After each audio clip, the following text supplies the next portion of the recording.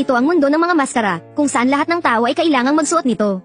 Bawat isa ay isinilang para magsuot ng isang eksklusibong maskara. Ang mga maskara ay nahahati sa iba't ibang antas. Ang mga kumikinang sa ginto ay ang matataas na antas na maskara ng Diyos.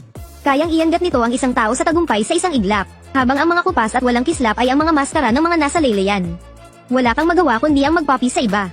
At para makakuha ng kapangyarihan, ang tanging paraan ay ang pag-ukit ng kaluluwa sa maskara, upang gisingin ang katumbas nitong Diyos. Ngunit sa kasamaang palad, ang kultura ng silangan ay tuluyan nang nawala. Ang mga Diyos ng Waksha ay matagal nang kinalimutan ng mundo. Subalit, ang mask maker na si Qin Chuan ay hindi naniniwala rito. Siya na nagmula sa ibang mundo ay may nakaukit sa kanyang pagkatao. Ang kumpletong alaala ng mga Diyos ng Waksha. Sa mundong ito na kontrolado ng mga Diyos ng kanluran, desidido siya. Iguguhit niya gamit ang sariling kamay ang karangalan ng mga Diyos ng Waksha. Ngunit sa kanyang unang subok, bigo agad siya. Pinili niyang iguhit ang kataas-taasang Diyos ng Waksha, si Yuan Shi Tianzhen. Nakala niyang magpapamangha ito sa lahat. Pero sa sandaling dumampi ang kanyang pinsel, biglang nagbago ang kulay ng langit at lupa. Ang pambihirang kababalaghan ay nagpatulala sa lahat ng manonood. Pero sa sumunod na segundo, nawala ang madidilim na ulap ng walang kahit tititing na banal na kapangyarihang bumaba. Agad na umalingaw sa buong lugar ang malakas na tawanan at pangungutya. Tinawag ng lahat si Qin Chuan na isang manloloko.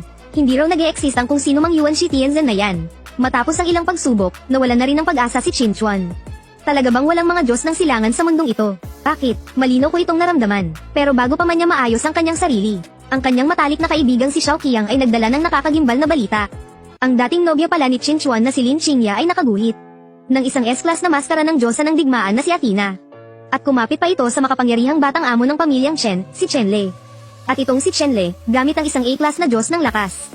Ang kapangyarihan ni Heracles ay naging napaka-arogante at mapang-api. Nagbanta pa itong babagiin niya mismo ang mga binti ni Qin Chuan. Alam na alam ni Qin Chuan na ito'y isang mundo kung saan ang malakas ang siyang naghahari.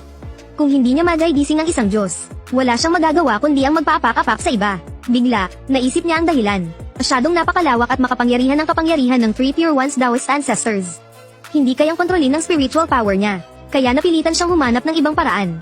Ang iginuhit niya ay ang God of War ng China, si Erlang Shen. Sa paglapat pa lang ng dulo ng panulat, isang gintong liwanag ang biglang pumailan lang sa langit. Nagliwanag ang buong kalangitan. Naalarma ang lahat ng malalakas sa buong syudad dahil sa matinding kapangyarihang ito. Naramdaman ng pinuno ng syudad na isa itong nakakatakot na aura, higit pa sa SS class. Ang Athena mask ni Lin Qingya ay biglang nagsimulang manginig sa takot.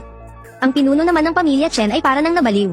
Nagpadala siya ng mga tauhan para hanapin ang pinanggalingan nito at akitin sa kanyang panig. Nang dahan-daang lumitaw sa kalangitan ang anino ng isang Diyos na may 3 mata. Lahat sila ay hindi makahinga sa tindi ng presensya nito.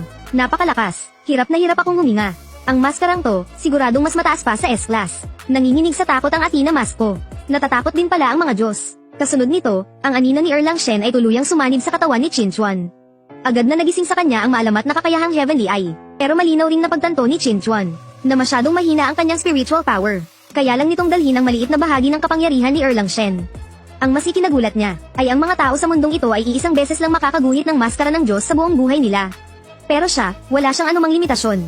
Kung ganoon, Sun Wukong, Neza, ang 4 Heavenly Kings. Iguguhit niya isa-isa ang lahat ng Diyos sa mitolohiyang Chino, para muling ibaba sa mundo ang mga Diyos ng silangan.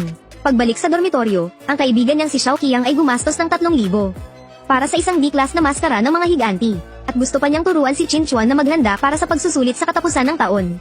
Pero may sarili ng plano si Qin Chuan. Kailangan niyang mabilis na palakasin ang kanyang spiritual power. At ang pinakamabilis na paraan ay ang uminom ng Spirit Gathering Pill.